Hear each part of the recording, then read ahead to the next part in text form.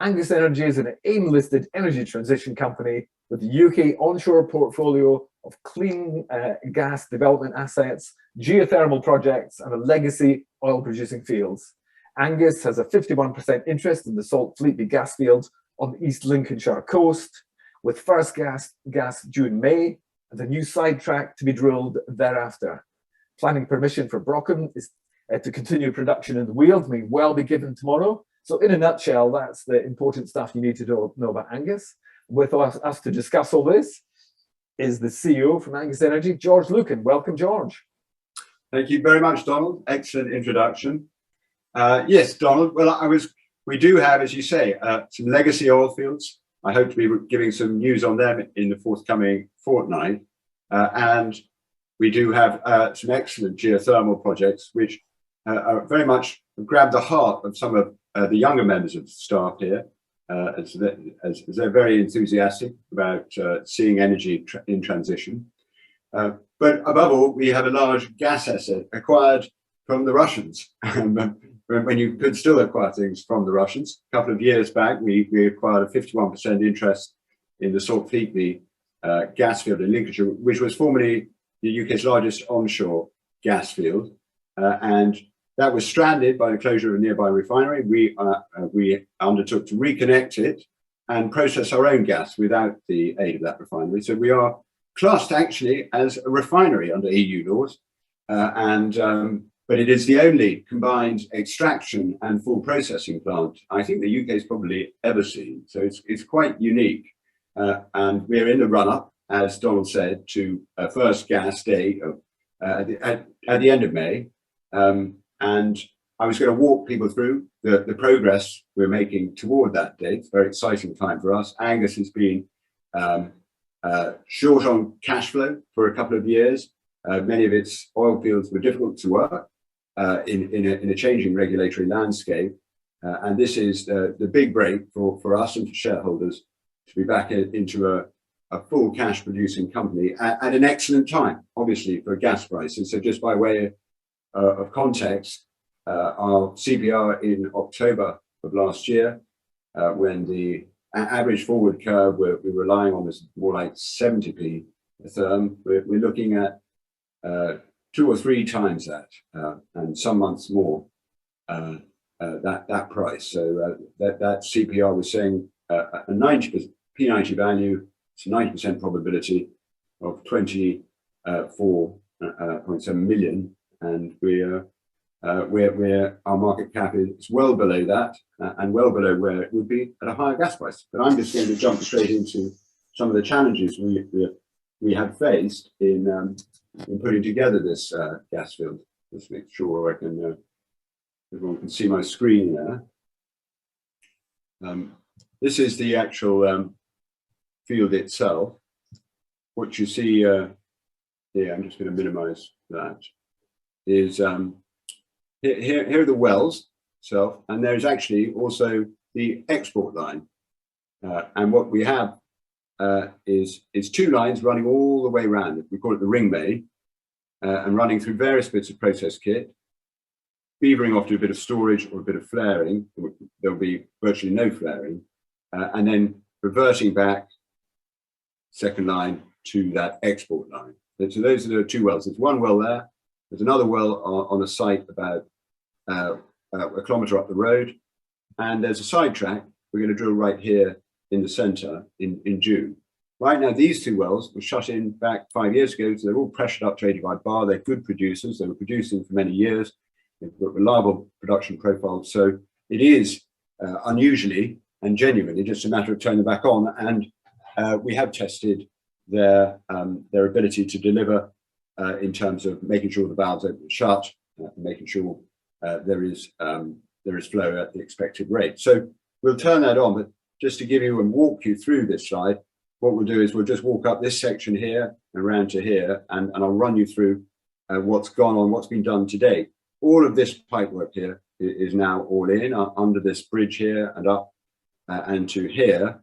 Here we've got some diesel engines which will come in due course.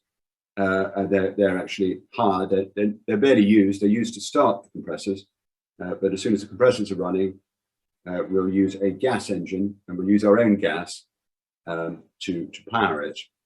So if we just look at, that's the run looking just from where the gas engines actually are. It's the run of new pipe and the new cable trays here running alongside it.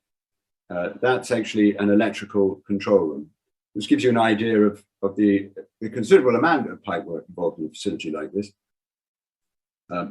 If we carry on down past that electrical control room, we now move into an area of so-called diverters and filters. That's for export gas. There will be occasions when we'll need to recirculate gas as we deal with process upsets or any other problems, or simply suspending production for maintenance. Then we carry on round there to the first major skid. Is a separator, and actually that's the metering skid there, right, which is a relatively simple fiscal metering skid. And if we go down here, see the separator, which is just a vessel which literally separates out liquids here from gas. We don't try to separate out condensate, which is a kind of crude oil, from the produced water. So it's just liquids and gas. The liquids all go off to a second unit, which we'll come to in a moment. But that's now all on site and was tied in as of yesterday. So moving on round from that production separator, you have a series of coolers. They are here. They're actually Italian built, and they are on site, and they are largely also tied in. There's some water coolers behind them, which will tie in over the next day or two. If we skip on round the site further, there's a long run, and you come to a series of compressors. It's a booster compressor, which we won't put in probably for 3 years. And then there's 2 compressors, only one of which we need immediately for first gas. The second one will come in about a month later when the sidetrack's being drilled, and it will allow us to take the facility up from 5 million standard cubic feet a day to 10 million. But we don't need them both right immediately, so we're only actually tying in one. And you start to see, this is the most complex bit, and this was actually 5 days ago. It's now even more complex. And it's a very considerable run of pipe. You start to see a triple rack pipe work. And if we carry on down here, we now move to the actual process skids. We have a fuel gas skid that takes all the different streams and allows us to separate out what we can't sell to national grid and pipe it all the way back to our gas engine. And that actually is now in place, and that's being tied in. This was from 5 days ago. I think that's almost completely tied in now. We now move on to a Joule Thompson package. That's essentially the heart of what a process facility does here. Very briefly, what we do is we compress the gas to 70 bar. You drop it very, very rapidly through a valve, and as they discovered 120 years ago, that drop in pressure, 140 years ago, results in a drop in temperature. And the drop in temperature results in all the liquids falling out of the gas, and indeed some of the heavier fractions of gas, like butane, condense as well. So it allows us to get pristine gas for your oven and your boiler, and that is then recompressed and exported. The remainder of the facility is really to do with dealing with those liquids. So we have a dehydration plant which takes out more liquid using a simple desiccant, and we have a condensate stabilizing package that basically stabilizes the liquid condensate, which is kind of crude oil stuff, which we then send around to our storage tanks, and it basically heats it up until it steams off the fractions of gas which won't ever coalesce, and they're used again in our gas engine. They go to a fuel gas skid, mixed, and they're sent around to the gas engine. That's it. That's the plant. There is a flare here for emergency use only, and the storage tanks and an offloading bay, and we'll be selling the condensate to refineries on the Humber. Other than that, this export line will now go to a national grid entry point about 9 kilometers away, and there it will be sold to Shell, is our current shipper, who will sell it onto various retail distribution arms, and that will be it. So we are, I would say, 70% through all this pipe work. The difficult bit of the pipe work is the tie-in here. That's the complex bit with lots of bends, and some of these skids have not yet arrived on site.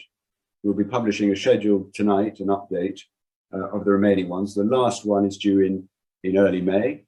We then move to a hydro test of all of these lines. It's about 30 to 40 groups of lines we hydro test.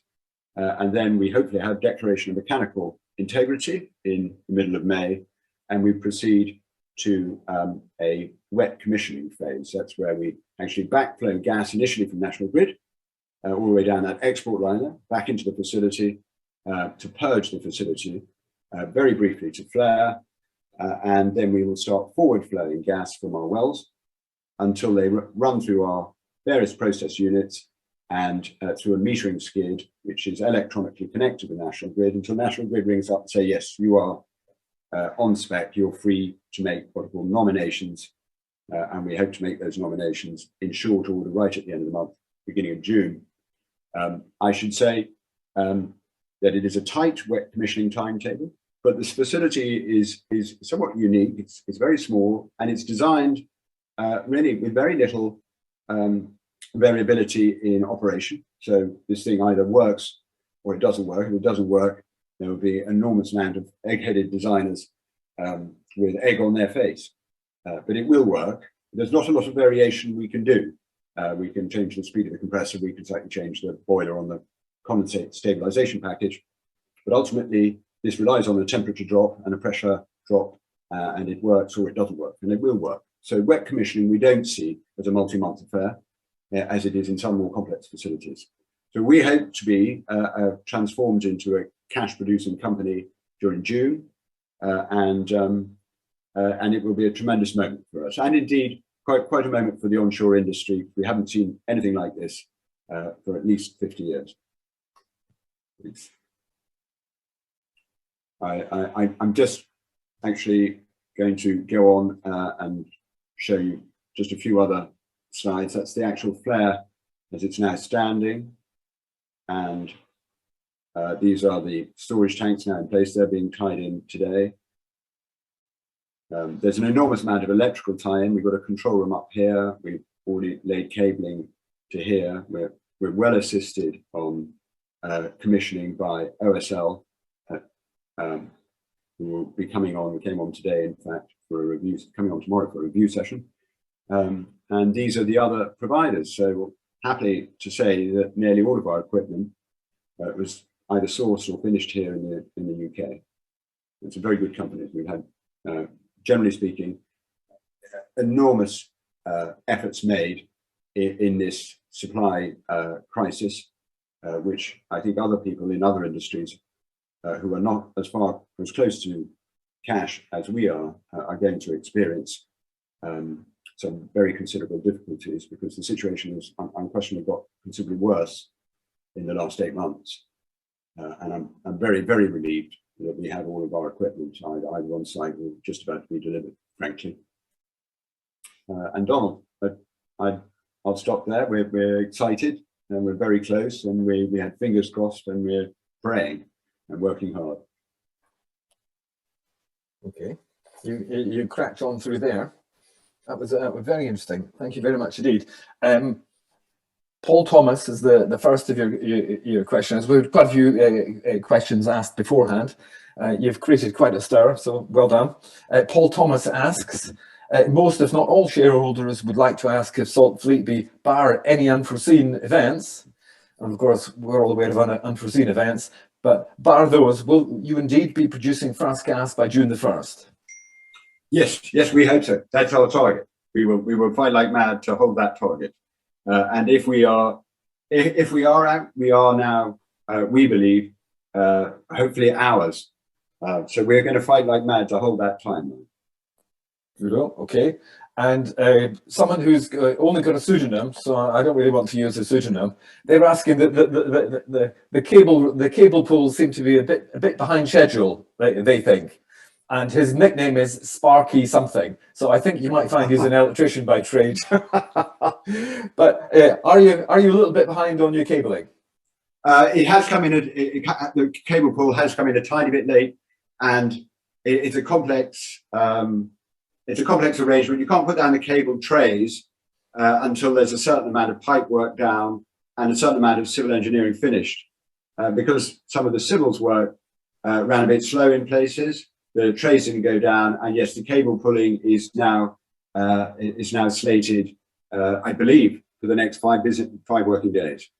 So does that all knock on to your, sometime in May you're going to get your first gas, and from June onwards you're going to be, a revenue producing business? I'm not at all trying to jinx you. I'm very much on side, and I very much want these revenues to flow along with the gas. Well, you're absolutely right. But every time a supplier calls up and says we're a day late, we say you don't know what that means. A day off you means a day off everyone, and I think so we struggle, as everyone is struggling in the supply chain right now, to herd cats to some degree and make sure. Do you feel as though you've been herding cats for 2 years here, George?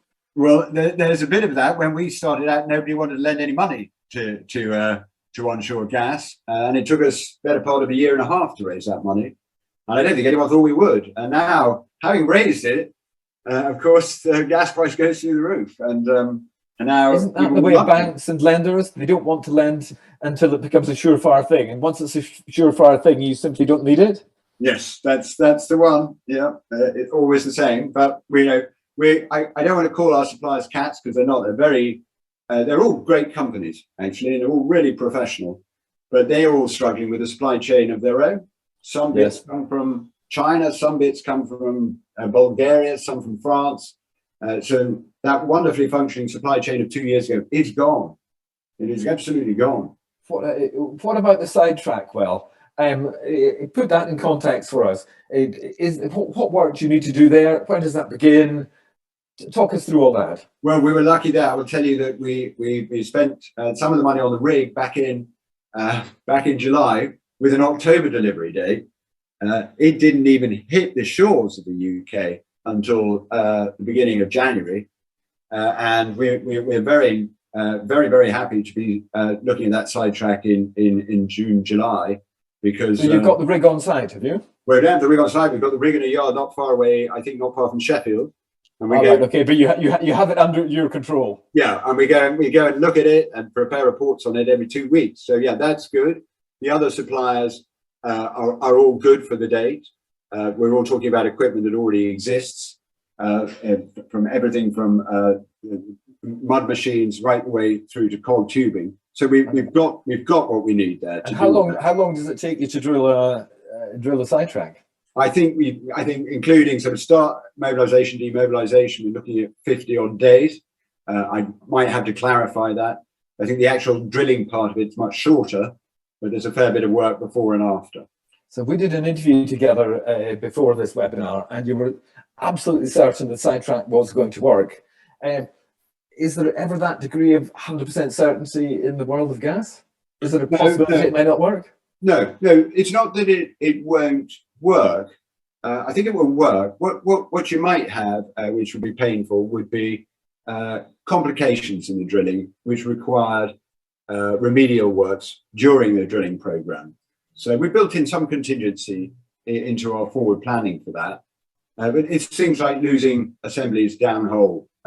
That the gas is there and where we're looking for it seems to have a consensus from the very many people who've looked at this field. So nobody seems uncomfortable about that. Is there risk in any drilling program? Yes, Don. There's risk, but that should be risk of delay or cost overrun rather than, oh, it's a duster. This field has had too many holes drilled in it for the word duster to appear on the result schedule. So this is a good thing. Now, Peter Butterworth, let's move swiftly on to Peter Butterworth, who asks, do you still believe Angus will be able to clear the 12 million debt by the year end? Yes, very close to, or very close to. The prices remain very solid. What's a standard price for a therm of gas at the moment? Historically, it was between around 40p on a 5-year average when I first started raising money for this, and then probably 50p on a 10-year average. When I last spoke to you, we're probably average for the year 275. We're probably average for the year a little less now, and as May and June are a bit shorter, but we'd still be well north of 200 pence, so well north of 4 times the historical average, even now, even months into this crisis. And you know what? I really do, I'm not fibbing to shareholders, I really do see this one get that market getting tight at the long end. So if you look at the long end of the forward curve, it's showing prices tailing off. I don't see it that way around. I don't see new fields coming online anytime soon. So actually, I see that forward curve as being very, very tough. Things are going to get worse rather than better on the gas supply front. Yeah, so if you take our CPR back in October, they were using about 67p as a long-term price, ignoring the early months. And that was giving us 25 million pound P90 valuation. And you're looking, I think, well north of 100p as a long-term average. So there's a lot more value in there, and that's P90. That's ignoring all the other reserves and resources in this field. Great. So I've got. Let's go to the audience and let's do a quick fire pop through lots of the questions that have come in. Sparky Jack, who asked the cable pool question, he says, did Shell ever show interest in buying Angus Energy or the gas field? There you go, there's a big question. Did who ever show interest? Shell. Did Shell ever show interest in buying you or in buying the gas field, Salt Fleet? No, they didn't. No, there wasn't. Below their radar, I would have guessed at the time. Would a project like this be simply too small for Shell? I would think so, yes. Yes, I mean, the economics of people like Shell, they're on a mega scale, aren't they? They're looking for mega projects. Yeah. Which is the clever thing about you, because you can make money, very nice money, doing a smaller project. Yeah. I think in many ways, in answer to the gentleman's question, what's more interesting is the other way around. Majors are constantly shaping up their portfolio and disposing of assets. And it's a time where if you've got some sustainable cash flow and risk-hungry shareholders who want really magnificent returns, then there's always opportunities in the baskets of majors to take assets which they no longer consider strategic, or where their overhead is too high and ours is relatively, well, exceptionally low. Okay. Here's a really nice question from a lady called Marion Brighty. Take a bow, Marion. You're on camera. What's your 3-year ideal case for Angus? Where do you think you'll be in, say, after 1 year, and where will you be in 3 years? Now, that's a good one. That's a very good one. And one of the reasons we went into a strategic review, Marion, was to get a better handle on what shareholders themselves wanted. So we have been reading the boards, the LSE share board in particular, as to what are shareholders' views on different things about combinations or disposals. And I certainly got a very strong message of, you go dispose of this asset in particular on the cheap, and we'll murder you. But that's retail investors for you, though. They're a lot of fun. A lot of fun. My own view, if you like, where I'd like to see us get is to get bigger in hydrocarbons and in alternatives at the same time. Because I think I'm much more agnostic now than I was 2 years ago about the speed of transition. I want to do geothermal, but that's going to require sizable risk capital and investment and partners. At the same time, it's going to be a lot easier for us to do those projects which we need to do, which government and the people expect us to do. It's going to be a lot easier if we have much larger aggregate shareholder base. So I do see us trying to grow both in hydrocarbons and in alternatives. That's what I do. Okay, let's stick with hydrocarbons then. I was trying to, as much as possible, deal with Salt Fleet B, and now we've touched on geothermal, but let's talk Brockham and possibly Lidsey.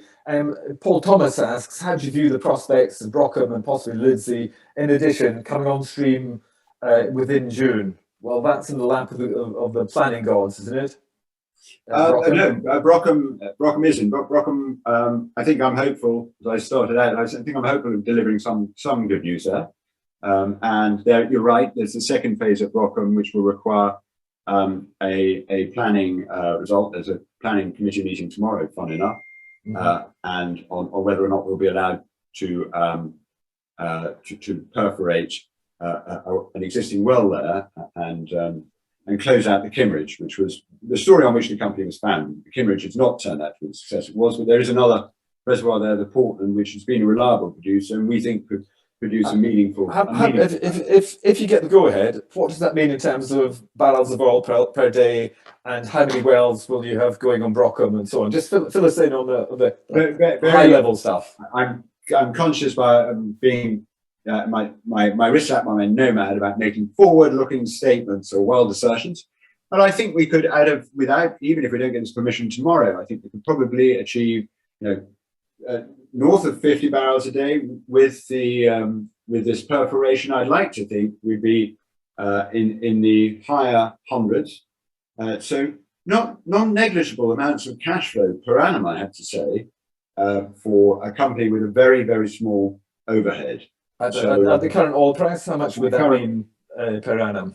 Per annum? Well, actually, if you do it if you did 100 barrels a day and you said you were winning only £50 net of costs, well, then that's £5,000 a day, isn't it? So that's 500. It's 1.5 million of cash a year, and we have 80% of that. So that sort of just means that shareholders don't have to worry about our overhead. And that would be a modest goal, a very modest goal. I think I'd add, while we've still got time, that we also are in appeal on Balkan. That we purchased for 5 million, I think it was, before my time, and we had 25% there. But we'd hope that to be at least a 400 barrel a day production. So again, a similar sum.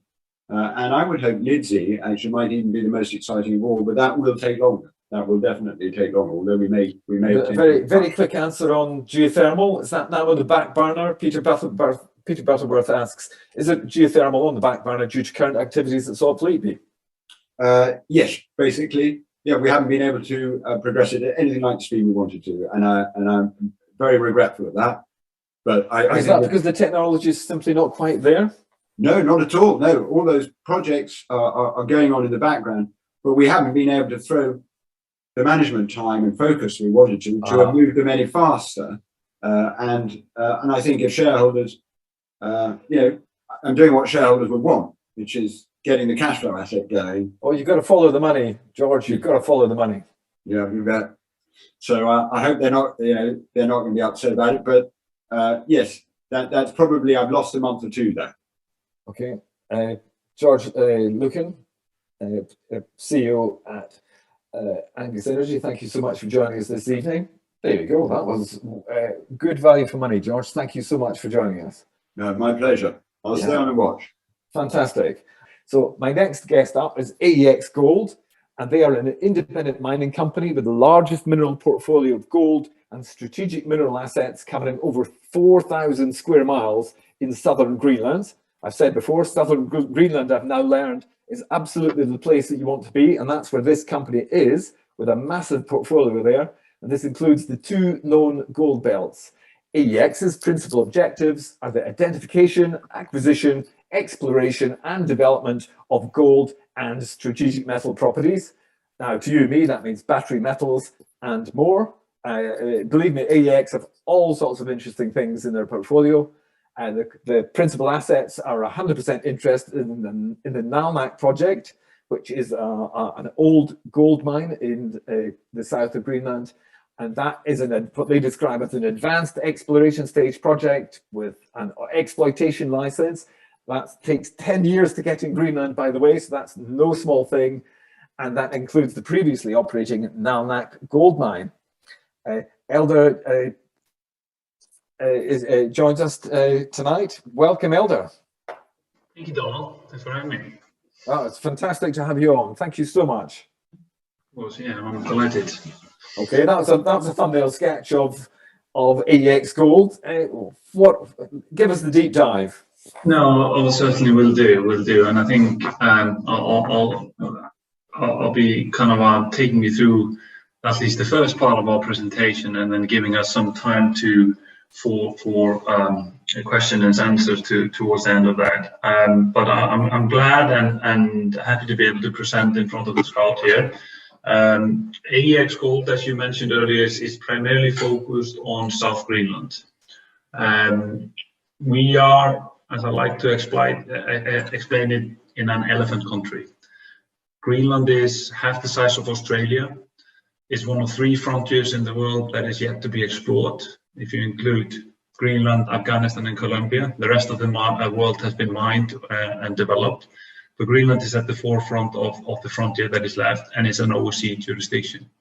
We've been working there for the past 8 years, and our key focus has been to create a Greenlandic legacy. It's effectively Scandinavia that we're working in. There is not a long tradition of mining in Greenland, but there is a long tradition in living in the country, operating in the country, and our key focus there is to build our portfolio with the people and stakeholders in Greenland. And we've been very fortunate enough to be able to work with them very prominently so far. When it comes to our assets, we have a land package of more than 4,000 square kilometers in South Greenland. You can see that on the picture here on the right. So when I say South Greenland, I'm from Iceland, and I'm Icelandic origin. And to give you the scale of Greenland, then Greenland goes more southerly than Iceland. It goes more northerly and more westerly, more easterly. So it's very, very large. But South Greenland is at the same latitude as, for example, the most northerly part of Britain. So there we are in an ice-free condition. Our operating seasons are on surface from April all the way to end of December. You get a winter similar to what you find in Reykjavik, so you get some snow on the road and so on. But it's very good to operate. You have international airport, you have a hydropower system, you have communication system, various different infrastructure is in place. Our assets in South Greenland are quite unique. You probably have seen it a few years back when Donald Trump was in power in the United States. He wanted to acquire Greenland.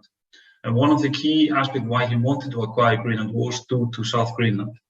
From our mineral system modeling, we know that South Greenland sits on a boundary of Archean and then younger rocks that are sitting around here. And therefore, there's a lot of fluids that have come into the system.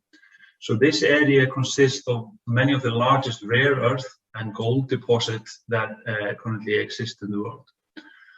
We have 8 targets that are our kind of our most developed targets, with both in gold and also in strategic minerals.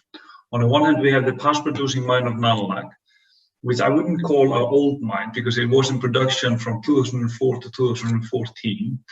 It is one of the highest grade gold mine in the world. It has about 18.5 grams per ton and has a resource of 250,000 ounces. More importantly, we have an exploration potential where the higher limit is 2 million ounces. This means that we have a path to increase these resources via drilling and further geological sampling to make sure that the life of the mine is long enough. Most of the infrastructure is in place already, road, harbor, 20 kilometers of tunneling. The permits are in place. We still are finishing EA and SA, but the whole mining permits are in place. And therefore, our path to production is shorter than in most other areas that we are operating in. We see Nalunaq as a foundational piece for all of our other assets, because being in Greenland is you need to have infrastructure, you need to have drill rigs, you need to have food, people to serve food, people to do the drilling, geologists, etc., etc. And we look at Nalunaq as the key to unlock and find the other elephants in country. One of the first elements that we see and have the potential is Vaga Ridge. There we have gold mineralization in orogenic or in veins, but also in the host rock. The highest samples there is more than 2,533 grams per ton. It's a ridge that is 2 kilometers long. And this year we've done geophysical work, hyperspectral imagery, a lot of sampling to understand if not only if this area is larger and more prominent and prepare it for drilling, but also if there are other areas with the same signature within the Vaga license. And we'll be quite excited to put out the news on that in due course. We then have Tartok, which is another area here called a little bit more to the west, There, the highest grade sample is 106 grams per ton on surface again, and there you have more than 5 kilometer strike extension and a width of about 1 kilometer. Very highly underexplored. Last but not least is the Nanoq license, which is the most easterly advanced license. There we have the highest grade sample is 175 grams per ton in an area that is 20 meters thick and 1 kilometer long on surface again. And we're just tracing this on completely undrilled. And we've been doing structural work, a lot of sampling work, and we're excited to bring those results also from last year to the market in due course. This year, we already brought news on Sava, which is our IOCT copper play, which sits around here. This is next door to the big strategic rare earth deposits in South Greenland. We believe this is a world-class IOCT. IOCT means iron-rich copper deposit, so it has more than 3.4% copper. It has approximately 4% zinc. It has niobium and other minerals within it. Very exciting license. And we've been doing we did some geophysical work last year and been targeting this license for further drilling. We then have the extension of that in Coppermanburg. This was a previous mine that was in a high-grade copper mine here that we've just taken up. And then we have graphite, we have PGN, all of which are on surface. And this is the beauty of Greenland. You are actually looking at things on surface that is completely underexplored. And that's what makes us quite excited about all of it. Looking into the company itself, we are a dual listed company. We are both listed on the London market, but also we initially listed on the Canadian market back in 2017. We have a market capitalization of 78 million sterling. We have about 25 million Canadian dollar in cash at the moment after last year's season. This number there will be updated in due course, and no debt. We have strong institutional shareholding base. Board and management own 16% stake. And what I want to say is one of the kind of key attributes of our company is that we have the Sovereign Fund of Denmark, or Vækst Funding, and the Sovereign Fund of Greenland, and the largest pension fund of Greenland. They collectively own approximately 10% stake. So we have a lot of participation also from the local partners there. In terms of our people, our key with all of our work throughout the process, because we know that this is an area, Greenland is, that will be looked at, and there's a lot of larger companies like Anglo American and others who are already entering the country looking for large deposits. So therefore our focus has been to build up a team both in Greenland and outside of Greenland where professionality is a focus. And that team, the leaders of that team, you can see here on the picture. So our chairman is Graham Stewart, which you probably know from his days at Farah Petroleum. He's now the chairman of Longboat Energy. Farah Petroleum got sold very timely in 2019 to DNO for more than $800 million. Me, myself, I'm a geologist. I have built up companies in geothermal, and one of the few who have built up a company in geothermal and sold it. So I sold that company in 2012. This was a joint venture with Sinopec group in China, where we built up geothermal district heating networks, drilled in old oil field and gas fields from 3 kilometers, pumped up hot water and heated up cities in China. And we had exclusivity all of north of China. And then since 2012, when I sold my last business, I founded this business here. We've then been fortunate to bring on people like Jakob Graus, who is our CFO. He has more than 20 years experience in the mining industry. He's been with Xstrata, Glencore. He's been was the CFO of Detroit Gold that was sold to Kirkland Lake, which is now part of Agnico, and has various and long-lasting experience in the mining industry. Joan Plant is our VP of ESG. She's been working in Greenland in the past 10 years, both with our predecessor and then with us. We have James Gilbertson, who was a welcome addition to the team in September. He came on board as VP of exploration for us. He previously ran SRK Exploration and then Asakati. On the board representative are Warwick Morley, who was was the previous COO of Kinross Gold. He is now the chairman of Weston Gold in Canada that has done extremely well, and Karura, and as a board member of Karura.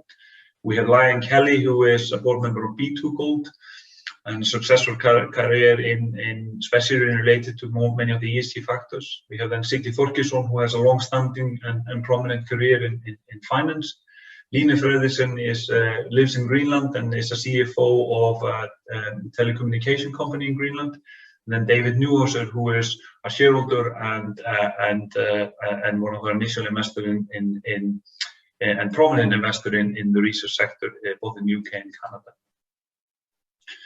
So how we operate in Greenland is via a focus, which is a collaborating caring. What we mean by that is that this is a pristine environment. There are people there, though only 50,000 people, that we need to work with. We need to engage stakeholders. We need to understand the size of how to operate within this country, but also how to collectively make sure that these projects are in harmony with people there.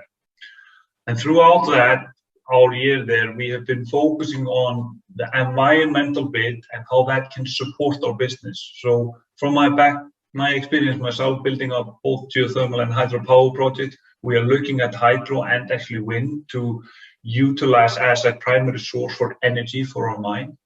We have been looking into supporting an initiative in South Greenland, which is putting in forestry to kind of make the place greener as we go along. But what I want to say here is that this country has just been scrubbed up with glacier. So you don't have much vegetation or wildlife. So we are now entering an area which is like similar to what you would find in an Amazon forest. And therefore, we want to try to make things good and build up infrastructure that will last, but also will be very good for our margin going forward. On the social front, we have been lucky enough to be able to employ more than 50% of the staff which are Greenlandic, but that is not a measure in itself because there are so many projects going on in Greenland now. So what we've been focused more on is to train our people to get higher and higher up in the organization, so geologists, mining engineers, etc., drillers, etc. And we do that with local schools in country, and we have a special commitment with local contractor on site. On the governance side, we're listed on 2 exchanges. We did a straight IPO. We have a strong board, and Greenlandic law and practices are based on basically Danish and Scandinavian laws, and as Canadians, so you are working in a very safe and good jurisdiction. A little bit about Greenland before I continue. Greenland really didn't open up in the current environment up until 2009 when the new mining code came in place. And since then, you had various different mineral deposits discovered in various different areas around the country, all on surface. So you have titanium, iron ore, 3 of the largest rare earth deposits, you have PGM, you have molybdenum, zinc, gold, obviously, and so on and so on. What we're seeing right now, there is a big interest by the majors coming into the company. So already Anglo-American is there. You have Chinese majors in the country, and most of the mostly prospective land in Greenland is already taken. So there is a surge of investment going into the country, but also more and more investors and other players coming into the country. This means that we have built up a position in South Greenland very wisely, quite counter-cyclically, which you as a shareholder can take advantage of by investing in our company. And this position you can see here. This sits here. We have earmarked all of the known gold plays in the non-northerly gold belt, which is this red gold belt that you can see on the kind of right-hand side of this picture. And then the green licenses are covering copper, nickel, zinc, rare earths, PGM, and various other minerals, even graphite, large graphite plays as well, which we are all exploring and developing. And a lot of those explorations started about 7 years ago, but a lot of the physical exploration, sampling and geophysics we did last year.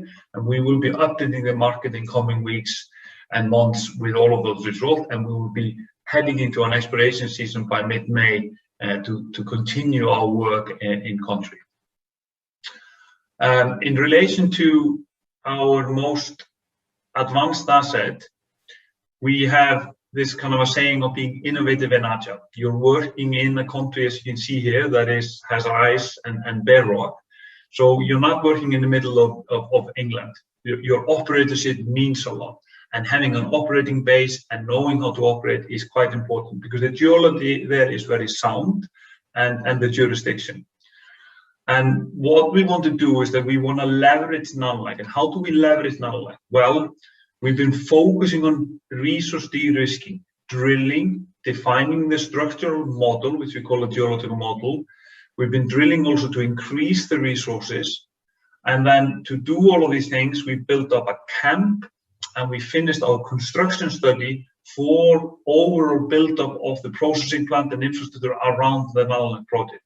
So when we have gotten the resources to the size and scale that we feel comfortable, we can then quickly start production and utilize that cash flow and the operatorship to develop and increase and build up larger elephants in the country. Okay, so you're out of time, I'm afraid, Eldur. You've had your 20 minutes. What would you like sorry to do? about that. I was looking at wait, the clock do here. you want to take another minute to round up? Yeah, so as a very kind of a short rundown on this, I think what you are looking at here as a model in this company is that you have a combination of developed asset that is ready to become into production. You then have all of these elephants that we are exploring in a world where we are in dire need of both critical minerals and gold. This is land, they don't make it any longer. And if you want to explore it anywhere, I suggest you do it in countries where your assets are not going to be taken away from you, and you can actually develop them in harmony with the community. And that's what we have here in AEX. My first question is, AEX has been described as Europe's answer to the battery metals crisis. What are your thoughts on that as a description? It's a very bold statement, but let's look at it at that. Like, the geology supports that, right? You have large potential there, and not only potential, drilled out deposits. So it becomes about execution. How are you going to build and bring these assets to the market? And therefore, you need funding in this industry, and you also need support on areas like Greenland to grow. We have that exposure because we built up that exposure for the past 8 years. So all of the data and everything to that statement supports that. You need to mine it somewhere. And I would suggest you rather want to do that in a safe jurisdiction that is known to us in Europe, rather than necessarily do it in places that are maybe less friendly, as we've seen in the most recent. Well, that all makes perfect sense. Can I be bold? You've got 25 million Canadian in the bank. I mean, on the one hand, that's a lot of money. On the other hand, given the entire enormous scale of the potential that you guys have very cleverly uncovered, how can you do all that by yourselves? Or can you do all that by yourselves? Or would it be better to get farming partners, get into bed with some of these major miners that we've been discussing, or not? Tell me what your thoughts are on that. So, you're right. The growth of this company can be enormous, right? And therefore, but growth needs capital. So what we've, I think, quite cleverly done is that we built up an operating base. There's no much housing in Greenland for you, right? You need to have a drill rig's operating base, and we have that. And there are no company in Greenland that operates an exploration camp all year round. We can work there all year. We have people there right now, right? Cars, rigs, everything. And from that, and with good licenses, we can leverage that. We can look at joint venture, we can look at various bits and pieces. But I cannot tell you exactly how and when we're going to spend that capital unless we have our results, because that all predicates what we do next. But these assets are all, I would think, appealing to larger companies and larger players because they are in dire need. So we're quite confident when it comes to that. And you did a lot of drilling in 2021, and it's been quite slow to get those results back to market. Is that because of COVID and so on? It was predominantly due to that, yes. So we wanted to get those results in October, by the way, but then another variant came, and then the staff in Ireland couldn't do the assessment and various bits and pieces. This year, we're going to put up our prep lab on site, so we're going to get those results quicker and process quicker. And now we are not dealing with any COVID either in Iceland or in Greenland, so we can fly in and out much easier. So we see that changing a lot going forward. What would you prefer to talk about? You said that Nalunaq was the foundation. Is it better to discuss the assay results you got back from Nalunaq and how you see that progressing, and then we'll take Sava? Yeah. So I think just on Nalunaq. So Nalunaq is a fantastic, what I believe is a 2 million ounce just within that vein that we're drilling. Before this season and last, what you call the main vein, 2 million just in the main vein. Exactly, just in the main vein. But we need to drill that out. The issue when you're drilling a deposit like that out, because it all this like big nuggets, so it's hard to hit the nugget with a rig and a hole that is just like this of a size. But what we quite cleverly, I say we, our geological team, have done is that we've understood now through a dike model or structural model where these high-grade structures are, we think. And then we've used the old mine to understand when you drill through a deposit that is maybe only giving you 1 gram per ton, but you're in the high-grade structure, what that became as a production rate. We call that a call factor. So with the systematic drilling in these high-grade structure and the call factor, we can then start deforming these 2 million ounces into these 5 different zones. And therefore, rather than mining it all, we're just mining the best bits and making good return from that, because grade is king, as they say in this industry. Grade is king. That mine has only produced 300,000 tons before, so this is 350,000 ounces. Sorry, yeah. Ounces. I do apologise. Ounces. So this is a major step forward, up to 2 million ounces. Yeah. So they effectively, when they mined it, they hardly drilled it. They started mining it, and then they followed the vein. Then they lost the vein. And they didn't. So all of our time since we listed and so on has been to explore and drill it, and we spent millions and millions of dollars to get where we are today. Mm-hmm. So investors right now are coming into the stage where we de-risk the project, both with the construction studies in place and also how we want to build up the resource growth. And that's what we're hoping to be able to bring to the market. What's your strategy for the next, say, year or two? For the next year or two, we're going to continue drilling Nalunaq. We are waiting for all of the results of last year's drilling. It's with SRK. We're assessing things like resource statement and so on. We want to continue drilling these things out. We then want to start doing tunneling, mining, taking those ore out to be ready for then processing, which we will either do at site or off-site. And then once we are ready with enough ore in front of us, we'll then set up the processing plant. And we will do this in a stepwise fashion, but we want to be able to be in a position where we can generate cash flow in a relatively short-term period, but we don't want to start generating cash flow until we're absolutely sure how we're going to mine it to make that cash flow very, very valuable for us. Okay. Let's turn to the audience. Paul Rentgen, he says, Eldur, your available budget this year for the other projects besides Nalunaq?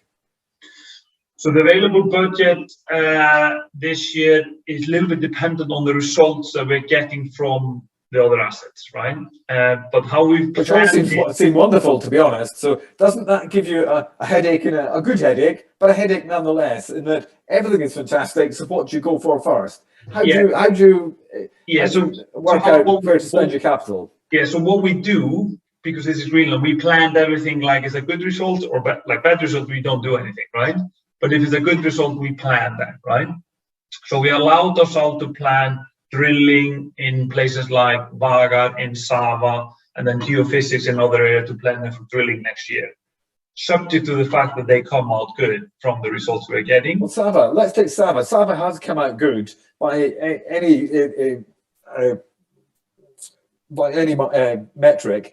Where do you go with Sava? Sava, let's fill the audience in. It may prove to be a new IOGC belt. IOGC is iron ore, copper, and gold, and that's a whole new belt which you may have, you think you've discovered, which is a big deal. And so, what are your plans for Sava in 2022? So we will continue sampling all of that surface outcrop that is there to better define the size of it. But then ideally we would like to be in the position to test drill that, right, for a discovery holes. And we have rigs, we have team and everything in place to do that. So that would be the ideal program for Sava this year. So then let's go back to the gentleman's question. How do you allocate your budget across all these different wonderful discoveries? You've got a cornucopia of discoveries here. Yeah, so you allocate them based on what we do. We do an internal valuation on each and every single project. We do like Bagar and all of different things. We then is it a return on capital you're looking for? Sorry? Are you looking for a return on capital? Exactly. It's more difficult when you have an exploration project, but there are methods that we use, 5 different methods to give us a good valuation on that. And then we build up likelihood of success versus not. The good thing for us, usually we are sampling gold on surface or copper on surface, so it becomes maybe less risky. But it's also to evaluate the amount of return and how likely is that this project will then be further funded through resource drilling through a major or someone else. Great. Would you consider a joint venture? Someone has just asked. Would you? Apologies, I've lost the message. But would you consider a joint venture? Yes, of course. We discuss with various different parties all the time, but we want to make sure that our value is attributed really well for our investors, and therefore that means. Is that difficult? Is it difficult to find your values aligning? No, not in our way. We built our valuation model ourselves, so we know when we believe our value has been matched, and what we always have an idea of what the next 3 to 5 year work program should be for an asset. Obviously, if an asset doesn't continue, and therefore that gives us a very good allocation. So we track that very well, and we have discussion with various different parties to understand. What do these discussions consist of? Do they want you to work the resource up and make it much larger, and for you to do that work, or are they happy to come in at an earlier stage? Generally, majors, I can't be specific on any of these, but generally major, like in a new frontier jurisdiction, they like to come in once you build up all of the know-how and all of you de-risk the assets, right? That gives us, the juniors, very much value uplift, but it also de-risks the project for the majors. That's usually. They sometimes come in earlier, either through a direct investment into company or through a joint venture, which as a quiet partner. So you have these two, that's generally how this works. Are you going to give us a clue here? Is there anything like that in the offing? Currently, we're just working on the basis of our capital and building the right team. We have the right team to bring this forward. They have the capabilities and understanding like any other major company. So we trust them, and we trust the market to kind of follow us. And we have very good support in our investor if we need to further grow some of these assets. So we do that at the right time to create the best value for our shareholders. Eldur, I can't believe it. We're actually out of time. It's such a blow. I've thoroughly enjoyed that. Thank you so much for taking the time to join us, Eldur. I hope our investors enjoyed that. I certainly did. That was fantastic. Thank you so much. It's very rare you get to come across a company which has got so much potential as AEX Gold. Thank you. Thank you, Donald, very much. Okay, we segue off the back to Silver Viper Minerals Corporation, another company with a great asset. Silver Viper Minerals Corp is a Canadian-based and listed junior gold and silver exploration company focused on exploration in a state of Mexico called Sonora, which is the gold state. This is where lots of gold gets discovered in Mexico. The company operates its 100% owned La Virginia gold-silver project. It's an early-stage exploration property. It targets dikes and breccia zones, hosting epithermal-style gold-silver mineralization. You would think I actually knew some of this stuff. It's scary, isn't it? Silver Viper has announced a maiden resource of 700,000 gold ounces equivalent, which is a substantial maiden resource. Well done, Steve. That's fantastic. And that is sufficient for an open-pit heap leach mine to be developed. But Steve is seeing potential for an underground mine at El Ruby as well. So he's got himself a potential gold mine, and he's going for more. He's going for a tier 1. And he's expecting results from a much deeper geophysical test shortly. So we were talking about these in January, and I think they're sort of just about around the corner. So Steve, He's the CEO and president of Silver Viper Mineral Corp. He's live from Vancouver, and he's a lovely man to boot. So what's not to love? Steve Cope. Thank you, Donald. That was a lovely introduction, and you're right. There's certainly a lot going on right now at Silver Viper. You mentioned the geophysics, and we're actually have a slide in here for the first time that's got some preliminary results from that geophysics program, which I'm excited to share with everyone. I will be making some forward-looking statements today, so I'll draw everyone's attention to that slide. When you're looking to invest in a precious metals exploration company, I think there's three things that you really need to focus on. One, that it has a high-quality asset. Two, that it's got lots of potential. And three, that it has a strong management and shareholder group behind it. As we go through the presentation, I'm sure you'll see that we certainly check off all three of those boxes, with the biggest focus right now being on the lots of potential kind of moving forward. We've got that maiden resource. It's an awesome maiden resource. It already shows that El Ruby is mineable open pit heap leach, which is very important and the main method of mining in the state of Sonora in Mexico. But I think we're just scratching the surface. I really do think this has the potential to grow to a tier 1 asset. A lot of it is based around a lot of the stuff that we've seen already in that geophysics program. And so I will really dive in moving forward here. But again, I think this checks off every box that you should be looking for in a precious metals exploration company. Just quickly, the project's located 220 kilometers east of Hermosillo. You take a paved highway all the way to the town of Nicori Chico, and from there we're about 30 minutes in on a gravel and dirt road. We're up here fairly high up in the Sierra Madres. This particular trend is really not explored in the state because of some of the terrain you can see there in that picture. We have very good access, and our terrain, actually our Ruby especially, you'll see moving forward here, is actually quite favorable for open pit mining. But a lot of this particular trend is underexplored because they don't have roads and they don't have access. So as far as modern operations go, you got LT grade 90 kilometers to the north in the trend, and then 100K to the south is Dolores, which is a Pan American Silver mine. It was found by mine finders and sold to Pan American Silver for 1.5 billion, and it was actually mine finders that flew this whole mountain range looking for another Dolores and settled on La Virginia being the lookalike. Just quickly here, you can see our claims package. All the claims in red we acquired from Pan American Silver. We own those 100% already. We gave them a 2% NSR on the project to acquire all of the historic data, all of the physical drill core, the database, and then 100% ownership of their claims. The claims in blue, you can see the option payments there, which we're 3 years in.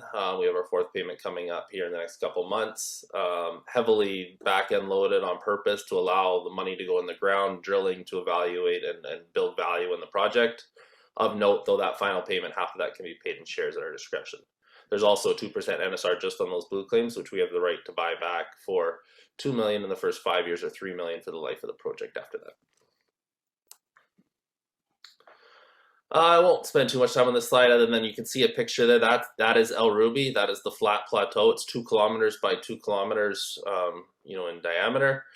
Where our resource is on the southern end or closer to the photograph here coming off of that plateau. You can see that large kind of spine sticking up out of the ground. That is a silicified dike, and those outcrop and run for over 100K north-south on the project. They're in parallel sequence, and a lot of the mineralization happens adjacent and into those dikes. Again, I mentioned that the topography at El Ruby is favorable for open pit mining, and again, that would be because our deposit is coming off the southern end. It's flatter, it's not as steep terrain. You're not going to have much of a pit wall or any on the southern side until you get to the bottom of the arroyo.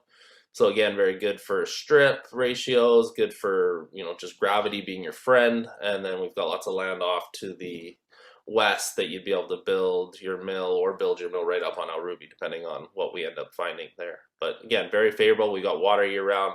There's a brand new power line corridor that's been installed right through the heart of the deposit that connects that town of Nicori Chico to the next town down the road.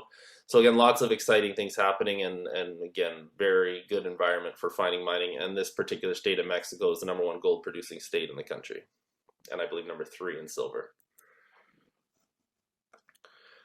Again, this is just talking about kind of some of the work that we're doing this year. The biggest being this geophysics survey that we were waiting forever on. And like I said, that's been completed now. We've started to get our preliminary results of all the 2D images.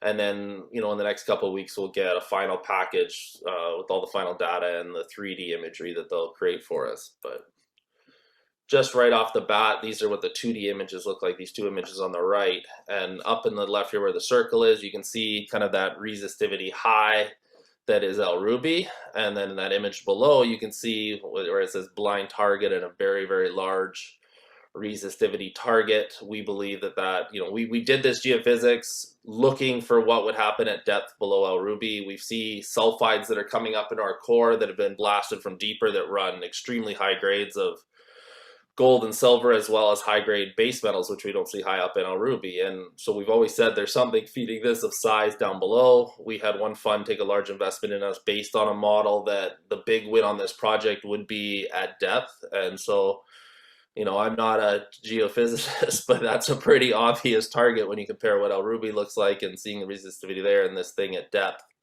And then on top of that, as we move to the east, you can see another blind target here. That came as a surprise. We had some geochem anomalies at surface there, but we haven't been drilling at all in that area.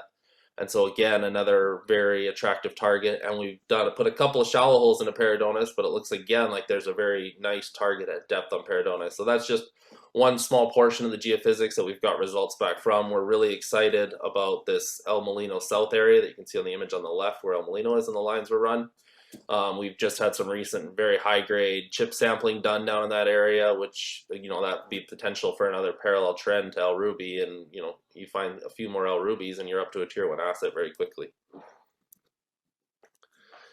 Just again, this is El Ruby in that plateau. Our favorable horizon for mineralization has been this andesite agglomerate. Once we get into the rhyolites, the mineralization's tighter. But again, that deep geophysics and what we're looking for is the contact between the rhyolites and the next package below, which could again be andesites, but it also could be the meta sediments or the limey sediments. And that's this type of deposit where you get these massive winds, is at that contact and where you get the base metals picking up, and it's that carbonate side. And similar deposits around the world are multi-million ounce gold deposits that are, you know, getting tier 1 assets in countries like Australia and Indonesia. Dolores to the south of ours is one of these types of deposits. So again, we're very excited about what that geophysics has shown us and very excited to test that, you know, moving forward here in the near future. Here's another cartoon of kind of what that type of system and what we're envisioning, where you get the epithermal quartz gold silver, the high grade gold and silver like we see at El Ruby up near the surface. But again, down deep, you see this carbonate base metal gold part of the deposit. And again, that's what we'll be testing and what we think that large geophysical anomaly down deep is. This is just another example of why we thought we were onto that type of deposit. You can see some of the sulfides here that were, you know, blasted up from down deep in the system, and with some very attractive base metal grades associated with it. That is not the norm of El Ruby. Most of El Ruby has no base metals. So you get the odd half-meter sample where you get some chunky sulfides, you know, that have come from down at depth. And like I said, we want to find out where the roots of that system are.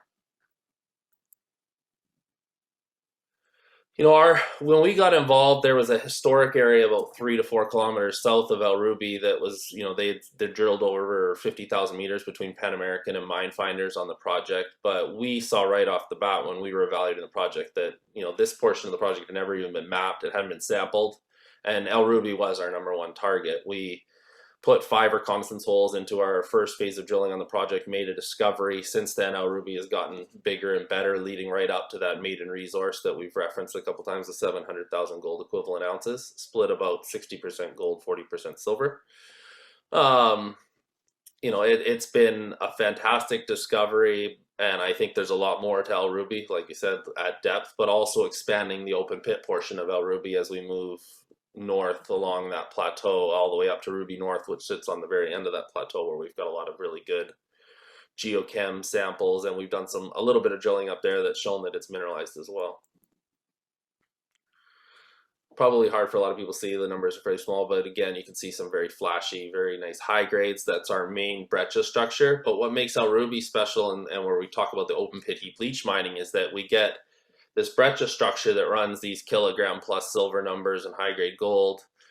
And then in the footwall of the main El Ruby structure, we get these widths that are 20 to 80 meters wide that run kind of that gram to gram and a half gold equivalent. And that's where the open pit heap leach site comes in. And then we made a discovery 100 meters to the west of El Ruby that we called our western zone, and in that zone we were hitting 100+ meter wide intervals of gram to gram and a half gold numbers. And so you combine those two and you get a very attractive open pit heap leach grade of in our resource we're about 0.8 gold, and then have another half gram gold of silver, which shows that it can be recoverable as well. And the average open pit heap leach mine in the state of Sonora operates at about a half gram gold average grade. So we're well above the average grade of the other operations in the area.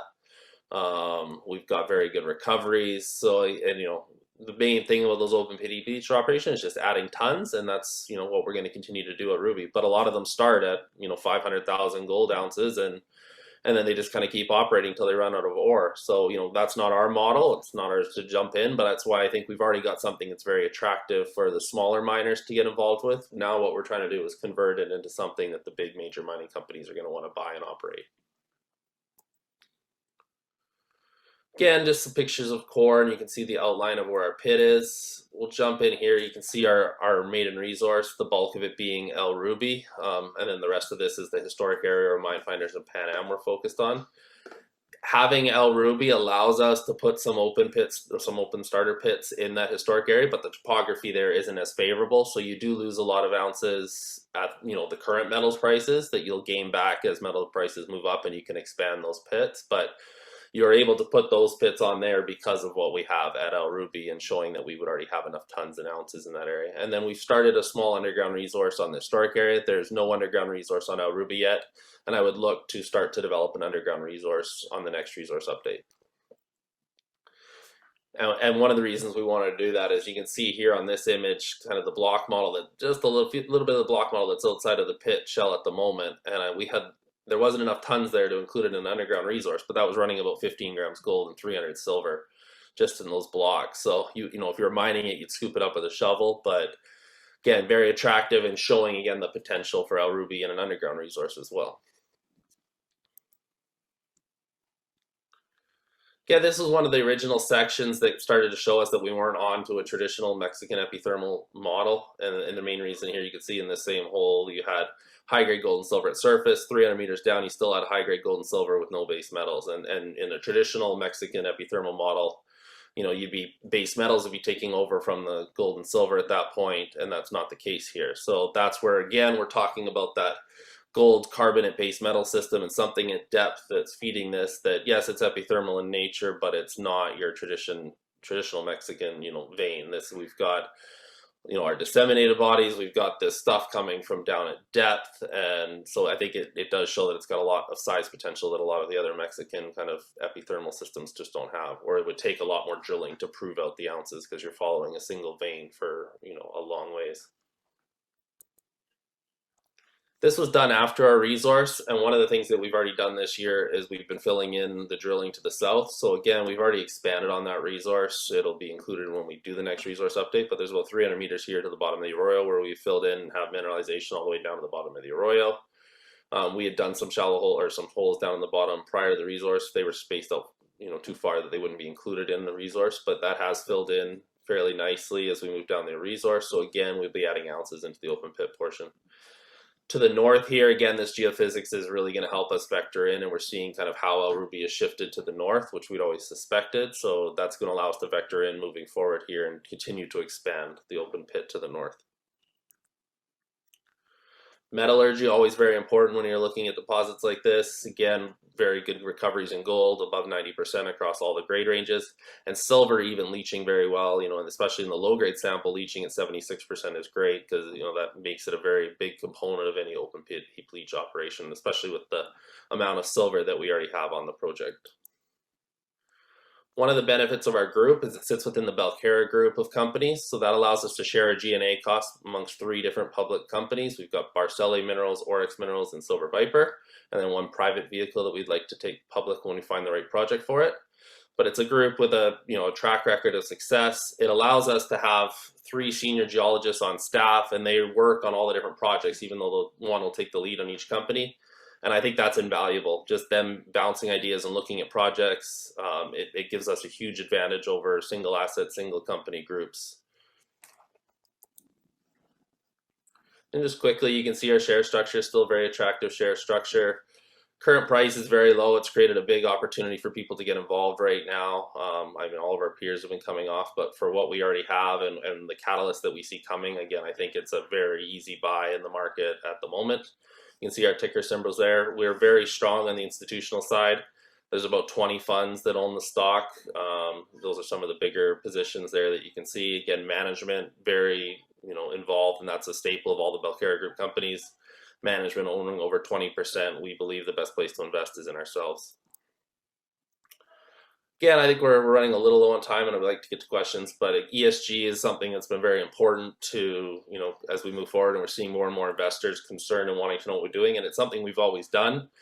But, we're big on anything we can do as far as recycling water, donating to local communities. 90% of our workforce comes from the local communities. We're big on training, helping out schools. We've been doing medical things during COVID, providing medical supplies. Anything we can do to help out, we think it's very important to be with our community and work with our community. And it's been overwhelming supportive in that local community and wanting us to succeed and helping us succeed.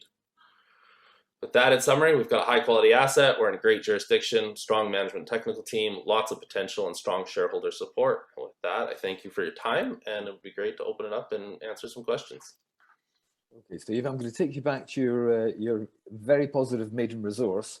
Where did you go with that? You've got 700,000 ounces there. That's already in the bag. How will that be operated? The open pit heap leach gold and silver mine, is that a given? Do you think that's going to be developed? It's a given start, and it's there. And we've had major miners on site that have looked at it and are very excited about what we've already found. We've got some that are diving into the database right now. So I think it's a given that it's going to be mined. It's a question of which size company mines it. If it's the major miners, they'd like to see us find maybe another El Ruby or double the El Ruby size to kind of meet their thresholds. And what are their thresholds? 5 million? No.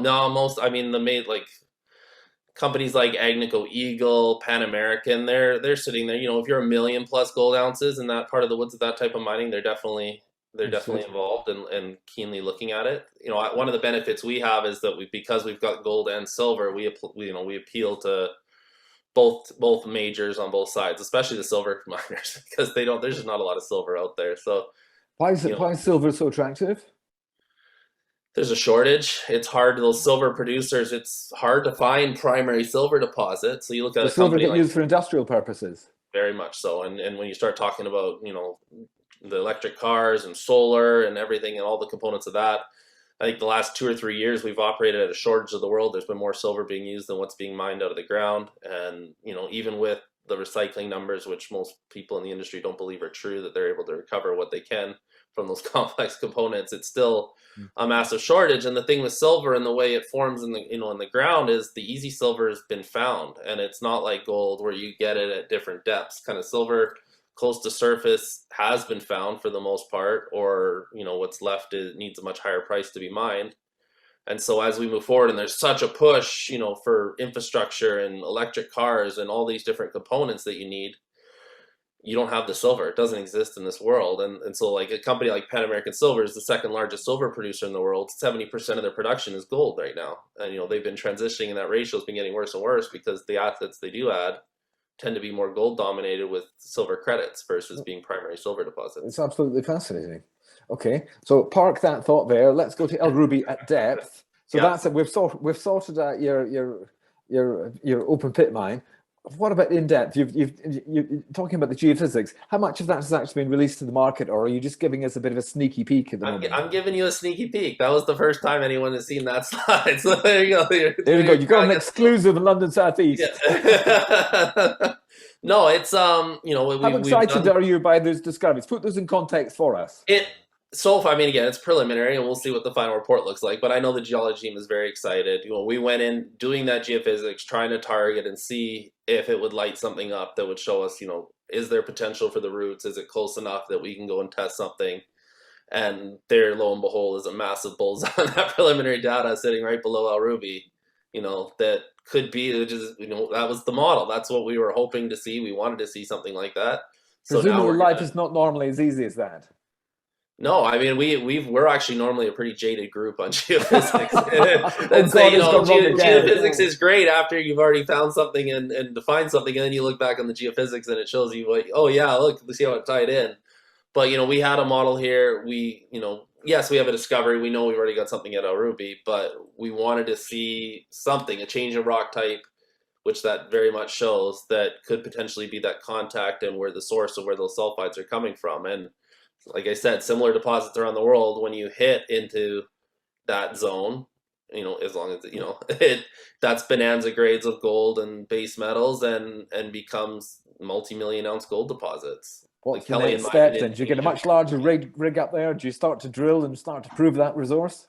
Yeah, the drilling company's on standby. They've got a rig ready for us to go, and yes, we will be bringing in a larger rig to test that as soon as we get the final report or define where our best spots to drill are. But on El Ruby at depth with the larger rig, and then we've got our man portable rig that will continue to move around and start testing that one to the east, and then going back to Perdones, El Molino South. And is the other rig doing more for the surface? It's gonna do the man portable rig. It can go deep. It can go up to 1,000 meters at depth but you go down to a smaller core size as you get that deep. So it's a great rig, and it's a great rig in that terrain because we can easily move it around. We use mules to provide and source the drilling. They bring the diesel to the drill rig and carry the core back to our staging areas. And so the man portable rig is great because especially in that type of terrain.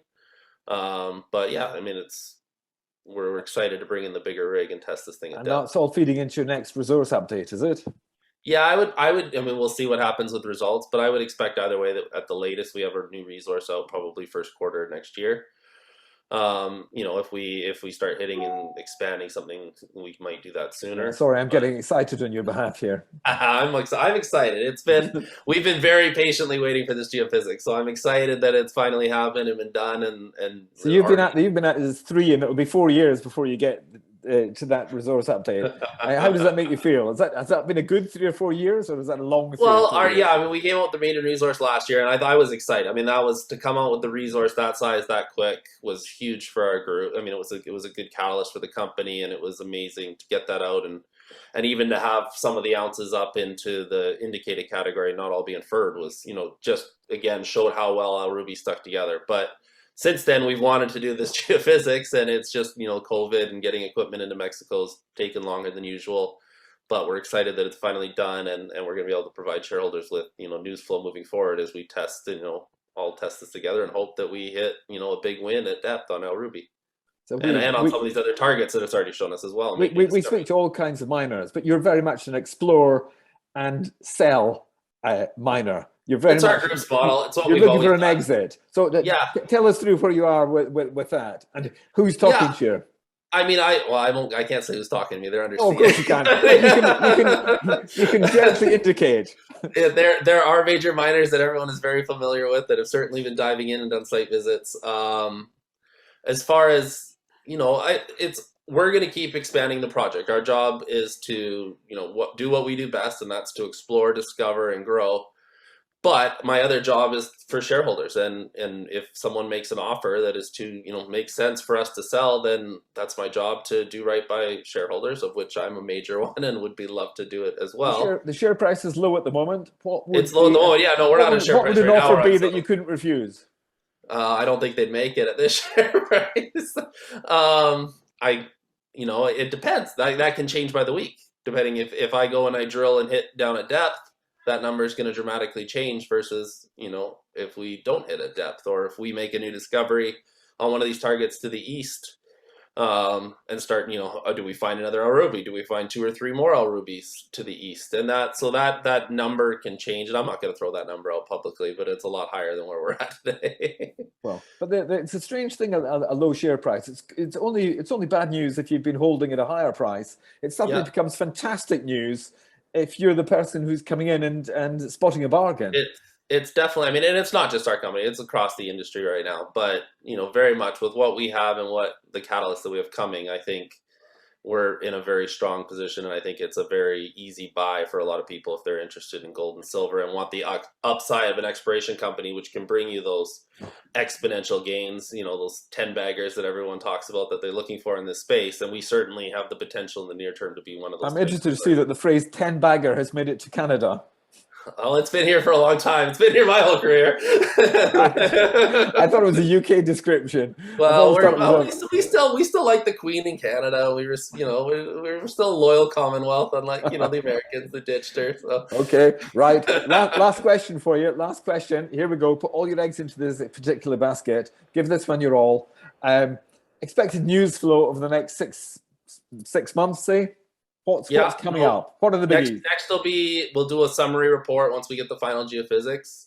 Then there'll be a release that says we've started drilling, and that'll be bringing in the large rig to test El Ruby at depth, while we also continue to drill, you know, the rest. And then depending on lab turnaround times, you're just going to see a steady release, hopefully of kind of 5 to 10 holes at a time of data, you know, and I haven't done it yet, but hopefully there's a new discovery, news releases in there on new targets, as well as making, you know, discovery at depth on El Ruby. And whereabouts are your labs? We send our materials to the lab in Hermosillo, where they prepare all the materials. They run the gold numbers in Hermosillo, and then the pulps are sent up actually to Canada, into Vancouver, right where we are, and they run the multi-elements there. Are the COVID delays a lot less than they were? They're moving. Well, I guess I don't know. I mean, they are less than they were at the peak of COVID for sure. It's been strange. I think what's happened is a lot more work has been getting done in Sonora. A lot of more companies are drilling. And so oftentimes we're getting our multi-elements from Vancouver back before we get our gold numbers from Hermosillo, which was certainly never the case prior to COVID. We would get those back in a week, and then in about 2 weeks later, we get our multi-elements. And at times now we're getting our multi-elements before our gold numbers. And I've heard that the yard in Hermosillo, where they prep all the core, is quite busy. We've got one company, Silvercrest, that's got about 24 rigs going in the States. So they're constantly sending materials to the lab, and so it can be slow, it can be fast, it all depends on the week. Steve Cope, that was absolutely fascinating. You've given us a real insight into silver and gold mining in Mexico. So for that, if nothing else, I thank you for joining us. You've been a complete star. I appreciate it. It's always fun. Yeah, no, that was lovely. Thank you. That was just such a nice exploration into a part of the world that we may or may not know much about. Well, we certainly know a lot more about it now.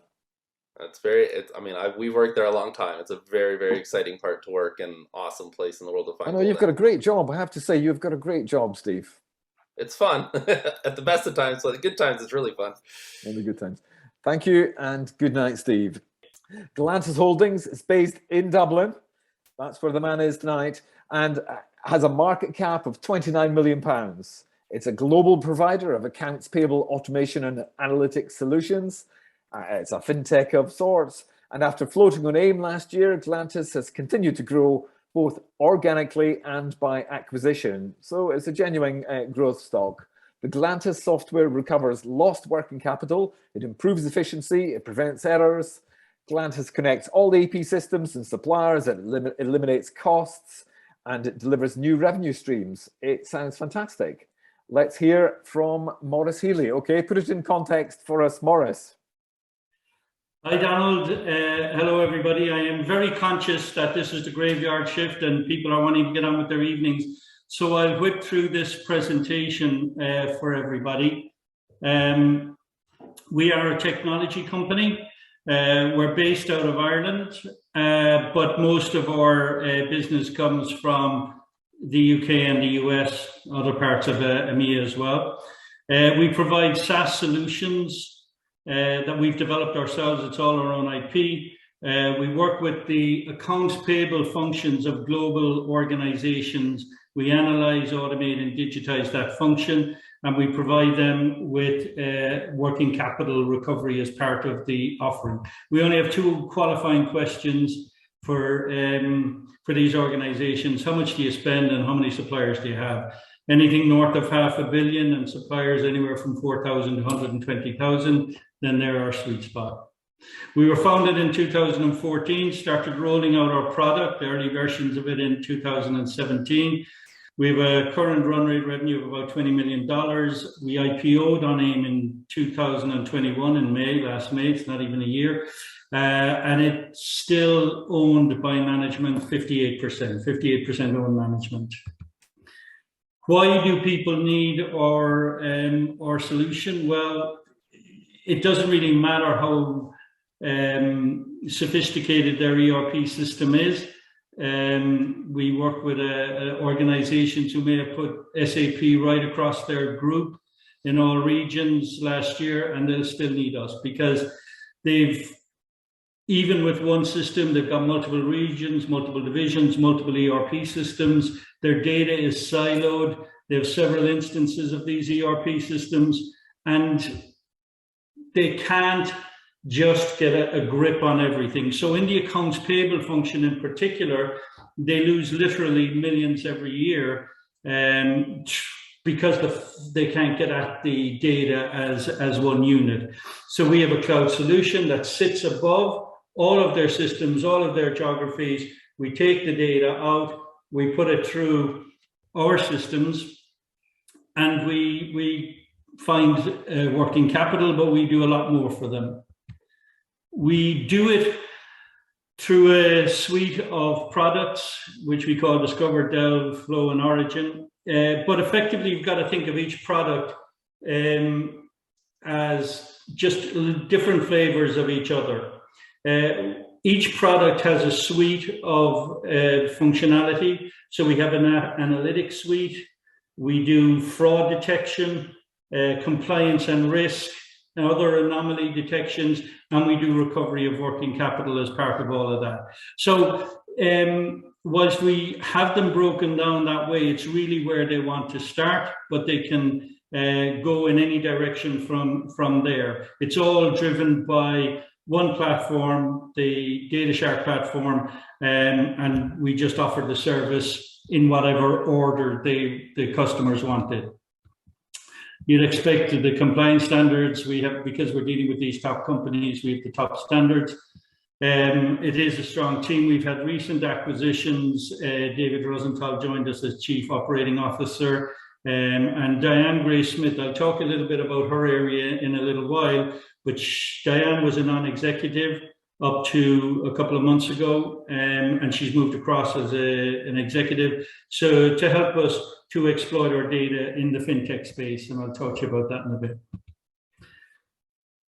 We work in a sector that has a lot of different flavors. When we started out, before we continued to develop our products, we'd have been down in that bottom left corner doing a lot of recovery stuff, but then we developed the product, enhanced the offering, and now we've moved up through that quadrant. We're seen as innovators in our space. We've probably got the best technology.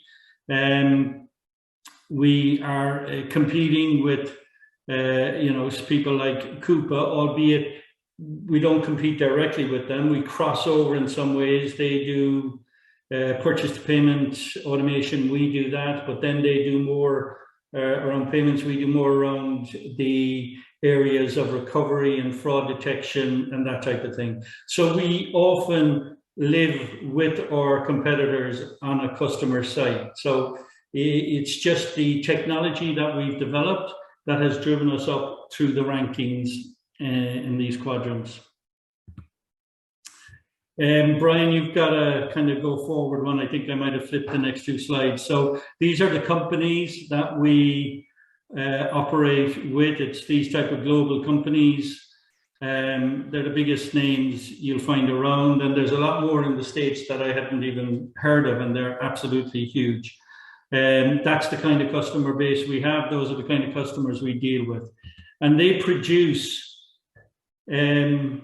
this type of data for us. So every year we analyze $1.6 trillion of spend. We oversee about 120 million payments. We have 300 customers, 120 are tier one, but working on the platform through our products are all their suppliers and vendors. So we actually have about 4.2 million companies that we are interacting with on the platform. And that's important as I come to the evolution of the product as we go forward.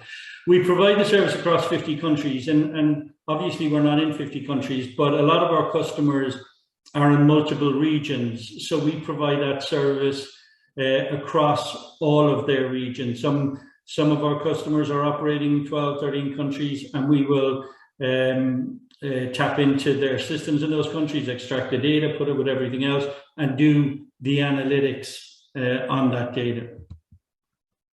So we have three ways of growing. We have our organic growth. There are two elements to the organic growth. We've got, as the products have developed, we've got an existing customer base that is still hungry for the advanced technology that we have developed. So we are working, part of the reason we raised money last year was to invest in account management and bring people in who could be trained up on our products and help us educate our customer base so that we can do more with them. Those teams are in place in the US and EMEA now, and we're getting a tremendous reaction from that. We then obviously have new customers. We have a very strong, experienced team. We get a lot of our leads from AP-specific events. Yes, those things actually exist, accounts payable-specific events. They are very well attended by these large organizations and by the accounts payable people within these large organizations. So we do a lot there. We have so we get a lot of leads from that. We do our digital campaigns. We tried external lead generation. We now only use our own internal lead generators, and increasingly now we get a lot more through referrals and just a lot more inbound activity. We work very hard with the customer experience and branding, brand recognition and positioning. We work G2 with a brand push there, a lot of thought leadership programs. So we're becoming a bit of a mouthpiece for the accounts payable industry. The second area of growth is partnerships. You'll be seeing a lot more of this. We worked the partnership program. We didn't get it right on day one, but we've gotten it right now. We know exactly the type of partners we want.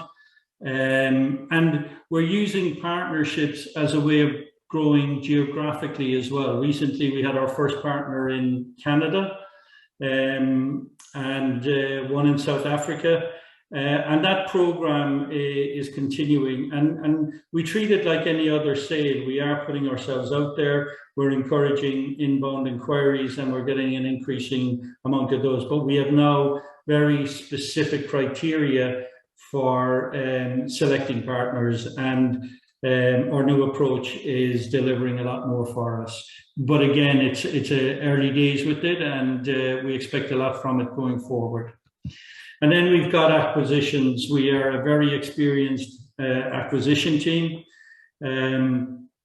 We know what we want to buy. We know why we want to buy it. We've done it successfully over the last couple of years. We work with organizations, or we acquire organizations that are working with the same customer profile as we are. But some companies that our technology will add a tremendous amount of value to that and grow the EBITDA. So we're very focused on acquisitions. We always have a pipeline going forward, and we constantly add to that pipeline. So there's an evolution happening at the moment in the company, and it's an evolution, not a pivot. Those numbers I put forward earlier, as you look at what I mentioned earlier about what we do within each of the product sets. So we have the AP analytics piece, that's of huge value to these organizations. This slide kind of tells you a little bit about why we are so successful, because on the left you have the recovery of working capital, and that makes the ROI practically immediate for our customers. They're basically recovering money. So putting us in, you know, because we sit above their systems, they don't have to change systems, they don't have to train staff. They don't have to use internal resources. We sit above and we recover working capital for them, instant ROI. But on top of that, these organizations, with the number of suppliers that they have, they lose track of it. You know, when I said earlier, our qualifying questions are how much do you spend? They know that how many suppliers, they would struggle to tell us the exact number of suppliers. So our analytics goes in and cleans up that entire supplier ecosystem for them. And that's of real value to them. It means that they can become more effective and more efficient around running that AP function. The fraud detection, when we're going to customers, we give them an assessment report free of charge. We go out, once we get to the right people, we give an assessment report. And in that report, apart from a lot of other analytics, we also say, you know, of our 10 points of potential fraudulent activity, these number of customers are indicating that number of points. And in that way, they can then zone in. Out of 120,000, they might be zoning in on 18 who are showing 7 points, or, you know, a couple of hundred who are showing 6. But it means they can go and tackle that. The anomaly detection right across their piece, the number of vendors they have, instances of vendors, and you know, the way that the overpayments and open credits go missing, all that, we tidy all of that up in the anomalies. We're fully compliant in risk, and we help them with their controls to make sure that they are also compliant. And then we do the recovery of the working capital. And then this last bit, I forgot, I'm moving this on, but you've got you've had it there. So with that data we had earlier, 1.6 trillion of spend, 4.8 million, then there comes a point where we've got to start looking at that area and how do we exploit that. So Diane Gray-Smith, who has been a non-exec and knew the company well and understood it, her background has been working with fintech companies as CFO for the last 20 years. She's fully familiar with the space and what is required in the space. You know, it was great that, having worked with the company for a while, seeing the opportunities, she saw the same opportunity we saw, and so she joined us to exploit that area. And we're exploiting it in several ways. I mean, first of all, we've got to monetize that data, but we are looking specifically at the areas of supply chain finance, and there are areas of Forex as well. You see, what we've got and other companies don't have is this customer base. So when we talk about supply chain finance, we're looking at these large organizations who are our customers, and they owe somebody $1 million, and they're paying them in 90 days or 120 days. And there's a Glantus button will be appearing, and we will be looking at offering them terms. It'll mean us partnering with a bank, and we're working through that opportunity right now. It's not built into our share price, it's not built into any numbers, but it's a massive, massive opportunity. And we're different to everybody else. A lot of people in the space come along with a technology that they can say, we'll do that, and then they've got to find a route to market. We have the route to market. We already have our existing customer base in place, and we also have the technology. So it's a great opportunity for us, and we're exploring that, and hopefully we'll have news on that this year. And it's really important to us because as we stand at the moment, you know, our market cap, as Donald said, is 29 million pounds. The multiples in the States at the moment for companies like us working in this space, recurring revenue, our own IP, well, it tends to be at our level of 20 million run rate, probably 4 or 5 times revenue. As you grow, that grows. And then when you're combining that fintech, it's a hyper growth market, that fintech, the customer base, combined with that SaaS model, then you're up at 15 and 16 times. And that's where we're headed at the moment. All the time, managing our working cap, managing our cash. We don't buy just for revenue. We like to be valued on revenue, but we look at all stages about the EBITDA when we acquire companies. we look at their EBITDA, and we look at how much we can enhance that EBITDA with our technology. So we are a profitable cash flow generative company working in this space, which is highly unusual, with a really strong customer base, and this massive opportunity that isn't priced anywhere. So we've enhanced the team over the last while since the IPO. It's a stronger team again. It's all our own IP. The product is unique as an offering to the AP world. We've already proven the demand.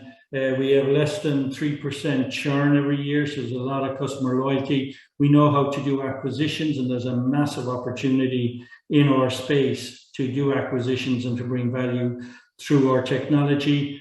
And we've got strong growth already that can be seen. And then there's this whole fintech opportunity, which is, as I said, there's spectacular option value that isn't priced in anywhere, and we haven't done anything with yet. I think I'm about on the button, Donald. So thank you to everybody for listening.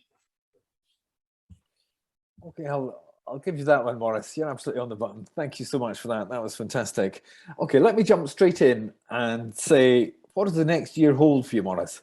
Do you see more growth by acquisition, or tell us how you see it? We always have a pipeline of acquisitions. There are a few large ones we'd really like to do, but our market cap at the moment, you know, most of these deals, there'll be a bit of equity and cash involved with them.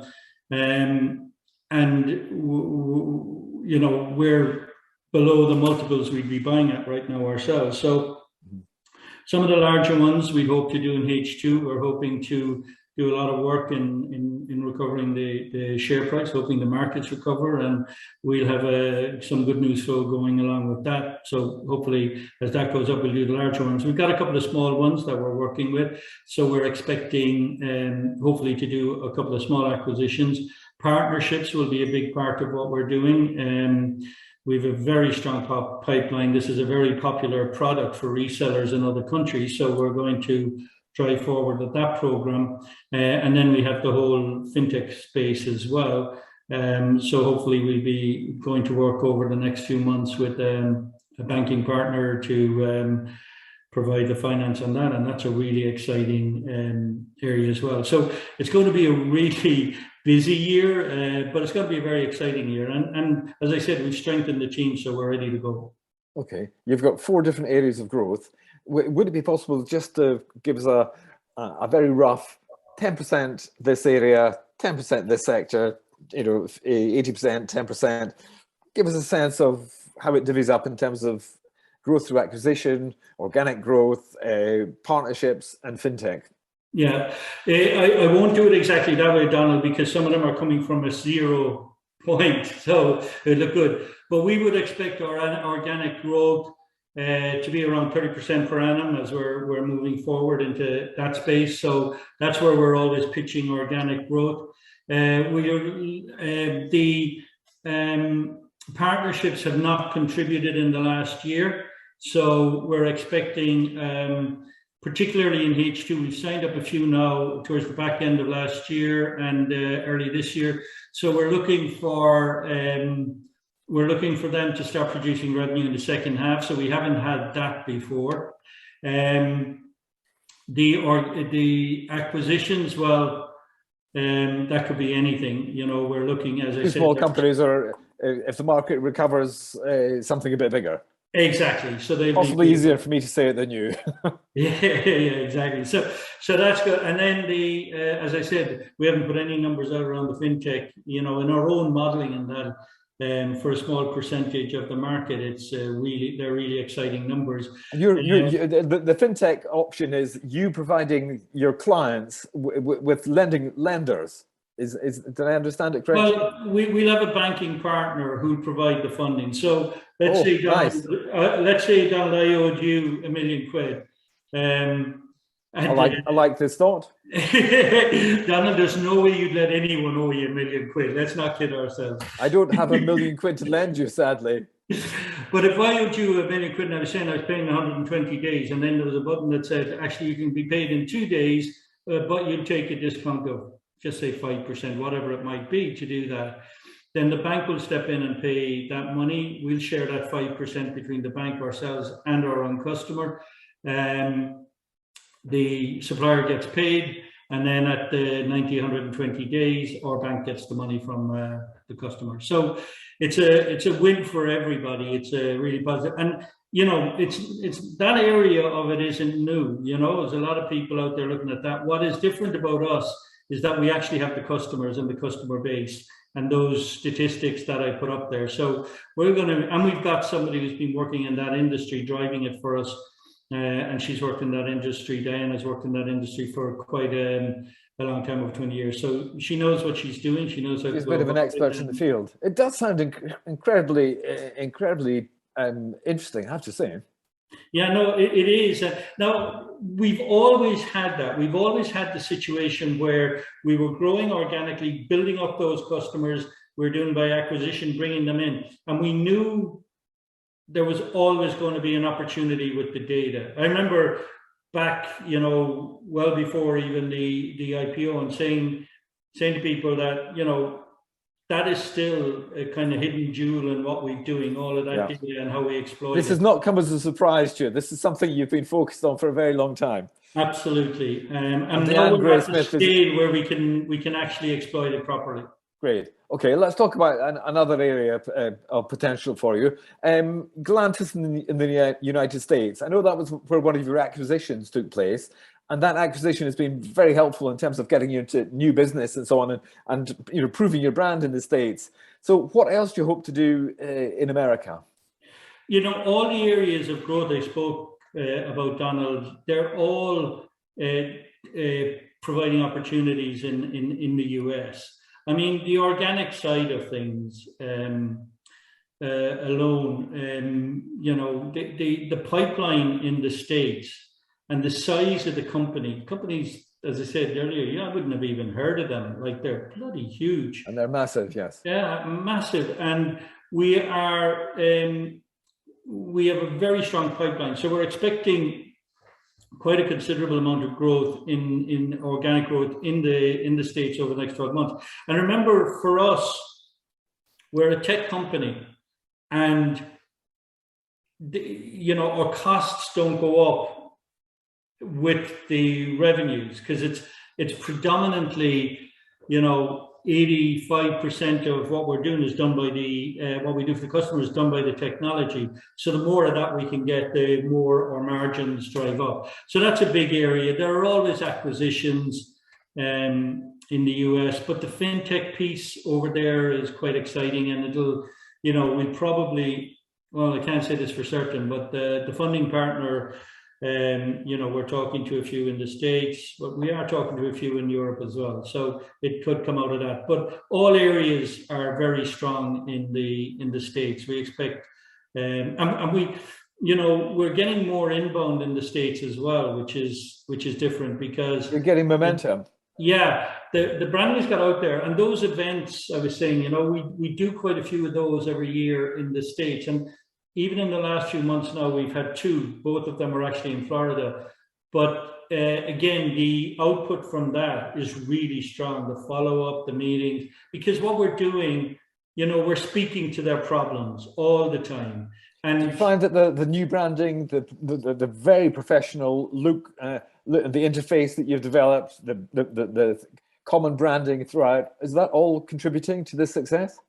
I think so. If you look at our brand, we are, you know, liberate, innovate. We're looking at, I think what we discovered is that within accounts payable of large organization, that's become quite, first of all, it's an important area in the markets. The markets are really interested in that space.